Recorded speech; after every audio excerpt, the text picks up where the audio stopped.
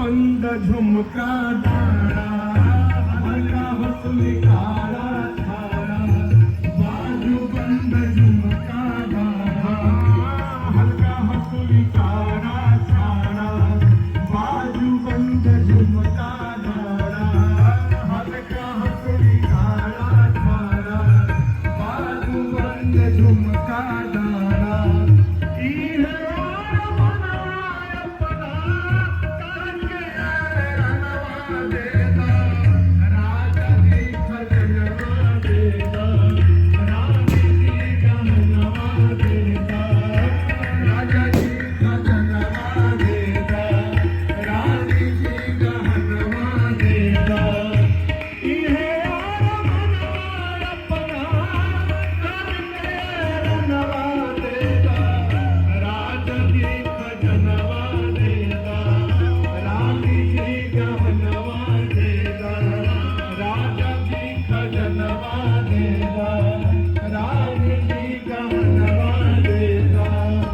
और का चाहिए